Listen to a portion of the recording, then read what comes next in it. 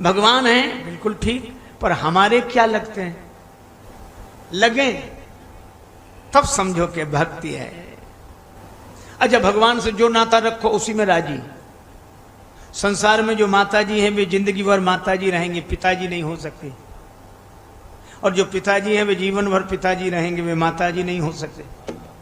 पर भगवान के यहाँ कितनी सुविधा, त्वमेव माता च पिता त्वमेव, त्वमेव बंधुश्च सखा त्वमेव।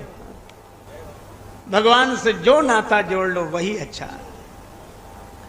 श्री अवध में एक संत थे, वे भगवान से नाता जोड़े थे कि हम श्री राम जी के गुरु जी हैं, हम राम जी को पढ़ाएंगे। एक जगह कोठरी, कोठरी में राम जी का चित्र, पाटी, खड़िया, छड़ी, दरवाजा बंद। और श्री राम जी से कहते, राजा के बेटे हो, पढ़ लो, नहीं बिगड़ जाओगे, 4 अक्षर सीख लो। और पाटी पर लिखते, कहते अब इसे लिखो और पढ़ो। बाहर आवाजें आती, कभी कभी नाराज होते और छड़ी दिखाते। तो भगवान भी लीला बस कांपने लगे, चित्र को कांपते देखे तो खुद रोने लगे। अब तुम भी तो नहीं पढ़ते, अब तुम डरते हो तो हमें अच्छा नहीं लगता, लेकिन पढ़ो। जिंदगी ऐसी बिताई और मंदिर में कभी दर्शन को गए ही नहीं। कोई पूछा दर्शन को क्यों नहीं जाते, तो कहते अब हम उनके गुरुजी हैं, वो सिंहासन पर बैठे होंगे। और श्री जानकी जी को बोलते बहू भी उनके साथ होगी, तो हमारा जाना अच्छा नहीं है। जो मंदिर में जाते उन्हीं से पूछ लेते, और सब बढ़िया है, ठीक है। कुछ महात्माओं ने कहा ये कोई भक्ति है, मंदिर में जाते नहीं, भोजन को तैयार। एक बार महात्माओं ने कहा कि चलो मंदिर के अंदर, उन्होंने कहा कि नहीं हम नहीं जाएंगे, हमारा भाव ऐसा। नहीं नहीं नहीं चलो। हाथ पकड़ कर ले गए तो बाहर से ही बोले, श्री रघुनाथ जी अब ये लोग नहीं मान रहे, महात्मा जबरदस्ती ला रहे हैं, अब आप ही संबंध का निर्वाह कर लेना, मर्यादा आप ही रख लेना। महात्मा जबरदस्ती ले गए तो श्री राम जी के सिर का मुकुट झुक गया और श्री सियाजू के मुख पर घूंघट आ गया। सब महात्माओं की आंखों में आंसू कि इनकी यह निष्ठा है, यह धारणा है। असल में भगवान इस भक्ति के बस में है, भाव के बस में है। भगवान की आस्था की स्वीकृति तो बुद्धि करती है, लेकिन हृदय जब भाव में डूबकर उनका हो जाता है, श्याम सुंदर अब तो हम आशिक तुम्हारे बन गए और तुम हमारे बन गए और हम तुम्हारे बन गए। जब ये दिल दुनिया का था दुश्मन हजारों बन गए, अब ये दिल तुमको दिया हर दिल के प्यारे बन गए। आज भगवान श्री कृष्ण के दिव्य जन्मोत्सव का आनंद है और इस जन्मोत्सव में हम लोग श्री राम कथा श्रवण कर रहे हैं। श्री राम जी, श्री कृष्ण जी एक, और वृंदावन में यह दिव्य दर्शन हम लोगों को होता है। भगवान श्री सीताराम जी विराजमान है।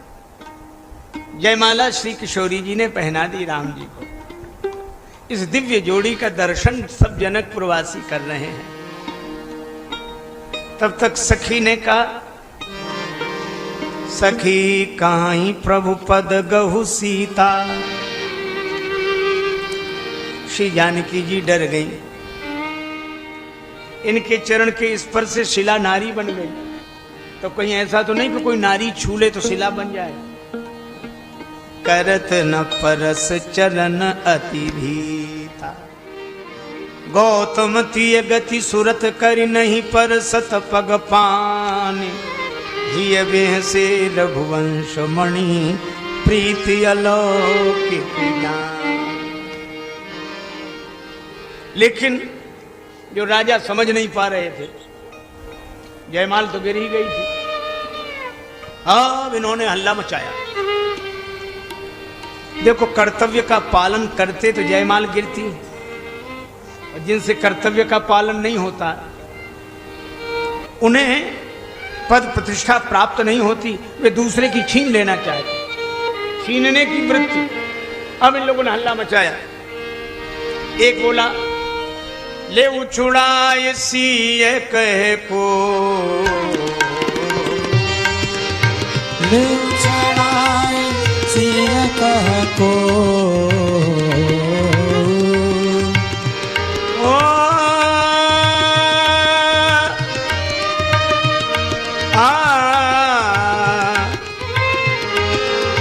ले उछुड़ाए सिय कह को,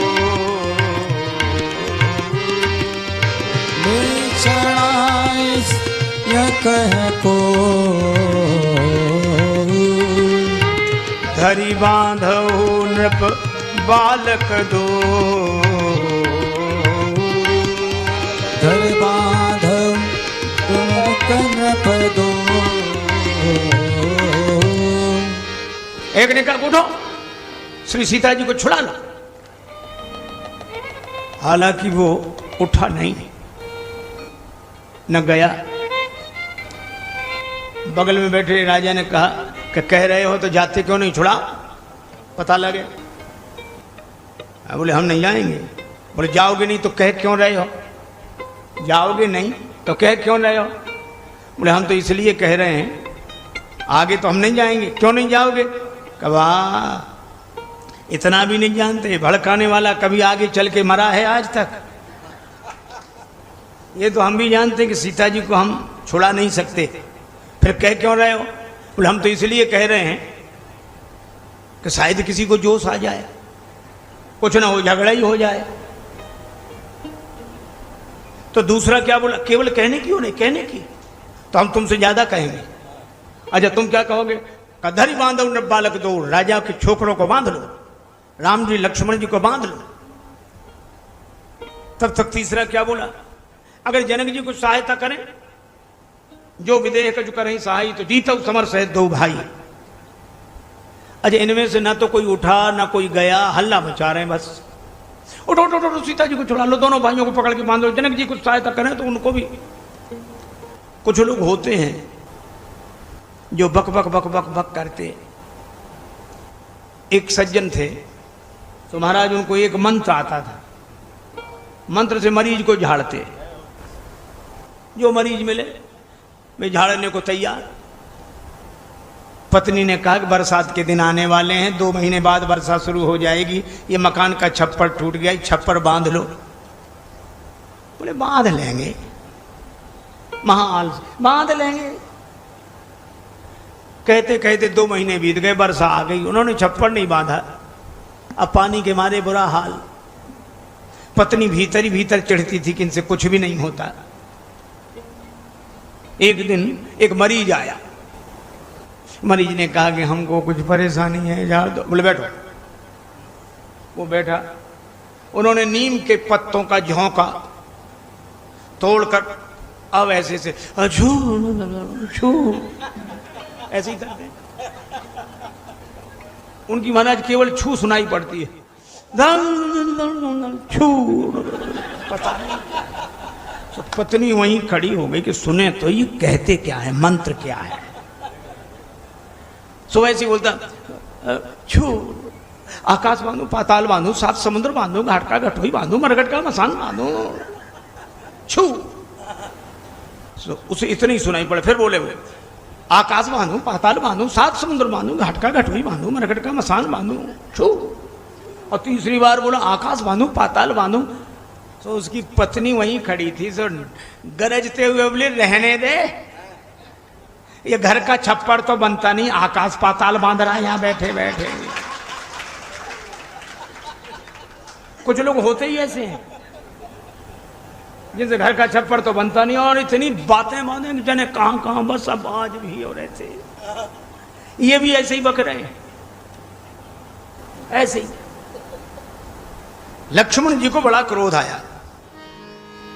भूप बचन सुन इत उत तकई, भूप बचन सुन इत उत तकई, लखन राम डर न सकई, लखन राम डर बोल न सकई, लखन राम न बोल।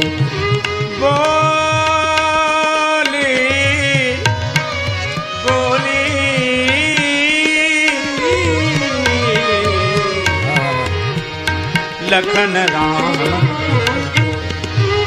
सके लखन राम नहीं बोल। अब राजाओं की बात सुनकर लक्ष्मण जी इधर उधर देखते हैं, इधर से आवाज आई, ये कौन बोले, उधर से आवाज आई, पर राम जी के डर से लक्ष्मण जी बोल नहीं पा रहे। और राम जी ने लक्ष्मण जी की तरफ इशारा ही नहीं किया। श्री राम जी ने लक्ष्मण जी को देखा ही नहीं। क्यों? श्री राम जी जानते हैं कि अगर हम लक्ष्मण जी को संकेत कर देंगे तो दीप दीप के भूपति नाना, दीप दीप के राजा इकट्ठे हुए, और अगर युद्ध हो गया तो युद्ध का परिणाम बहुत बुरा होता है। इसलिए युद्ध को टालना चाहिए। श्री राम जी बिल्कुल ठीक सोच रहे हैं कि युद्ध को टालना चाहिए, युद्ध का परिणाम बुरा होता है। पर श्री लक्ष्मण जी कहते हैं कि युद्ध तो हम भी नहीं चाहते, लेकिन इसका यह अर्थ तो नहीं कि हमारी इस सहनशीलता की वृत्ति को कोई हमारी कायरता समझ ले और जो मन में आवे सो कहे और जो आवे सो करे। यह तो उचित नहीं है। बात तो सही है, लेकिन युद्ध ना हो यह भी सही है। देखो, एक बार की कहानी, एक महात्मा जा रहे थे, रास्ते में उनको एक वृक्ष की छाया दिखाई पड़ी। दोपहरी का समय, थके हुए थे सब, तो उस वृक्ष के नीचे जाने लगे। सो वहां रहने वाले जो महात्मा थे, महात्मा को देखा तो रहने वाले बोले, महाराज उधर मत जाना, उधर मत जाना, उस वृक्ष के नीचे मत जाओ। क्यों? अरे बड़ा लंबा जहरीला सांप रहता, कई लोगों को काट लिया। महात्मा थके थे और अपनी मस्ती के कहने लगे, सांप को भी समझाएंगे, चलो। संत हैं, जिसे कोई ना समझाए उसे समझाने के लिए तैयार। गए और सांप उधर से फुफकारते हुए जो आया, महात्मा बोले, शांत रहे, शांत, पता नहीं किस दुष्कर्म से तो ये योनि मिली है। महात्मा ने सांप को समझाया और आप आश्चर्य करो, सांप समझ गया। एक सज्जन हमसे कहने लगी कि सांप कैसे समझ गया, सांप कैसे समझ गया, 2-3 बार होगा, सांप कैसे समझ गया। हम कहे इसलिए समझ गया क्योंकि वो आदमी नहीं था।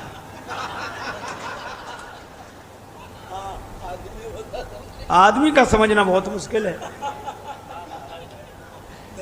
सांप भी समझ जाते। महात्मा ने उसे चेला बनाया, राम राम किया कर। सांप ने भी सिर हिला दिया। अब महात्मा ने गांव वालों में प्रचार किया कि सांप बड़ा सरल हो गया है, किसी को नहीं काटेगा, तुम लोग खूब निश्चिंत होकर जाओ। महात्मा तो चले गए कि 3 दिन बाद आएंगे। अब गांव के लड़के इकट्ठे हुए। एक गया, सांप के पास खड़ा, सांप कुछ नहीं बोला, तो उसने पत्थर मारा, सांप फिर भी कुछ नहीं बोला। तो एक गया तो पूंछ पर पांव रखा, सांप फिर भी नहीं। एक ने फन पर पांव रखा, सांप कुछ नहीं बोला। चेला बन गया था, गुरु जी का चेला। तो एक ने सांप को ऐसे उठाया पूंछ पकड़ के और ऐसे ऐसे ऐसे, सांप कुछ नहीं बोला। तो पेड़ की डाल पे डाला, उसको रस्सी समझ के लटक के झूले बच्चे, रस्सी समझ के। और झूलते झूलते भूख लगे, ऐसे भोजन करने चले जाएं, भोजन करके ऐसे फिर झूलें। 2 दिन में ही सांप की वो दुर्दशा हुई। तीसरे दिन गुरुजी लौटे के चेला से मिलते चले। अब बहुत देखा, चेला चेला चेला का कहीं पता नहीं। एक जगह देखा मरना सन्न पड़ा, घायल बिल्कुल। गुरुजी बोले, अरे बेटा तेरी यह दुर्दशा किस कुसंग से हुई है? सांप बोला, गुरुजी कुसंग से नहीं, सत्संग से ही हुई है ये। अरे किस सत्संग से? बोले आपने ही कहा था अहिंसा परमो धर्मा। बेटा किसी को मत काटना, किसी को मत सताना, ये दुर्दशा हो। गुरुजी बोले, पागल, हमने दूसरों को काटने के लिए मना किया था कि फुफकारने के लिए भी मना किया था? अगर काटोगे तो दूसरे को नुकसान होगा और फुफकारोगे नहीं तो तुम भी नहीं बचोगे। इसलिए अपनी रक्षा तो करो, दूसरे को न मिटाओ। पर अपनी रक्षा तो करो। गाँव नहीं चाहते, जो मन में आए सो कहता रहे, करता रहे। सांप बोला ऐसा, गुरुजी बोले ऐसा ही। बोला अब आने दो। अब आए लड़के और सांप ने जो फुफकार लगाई उतनी दूर। तो हम काटें भले ही नहीं किसी को, लेकिन फुफकार देकर अपनी रक्षा तो करें।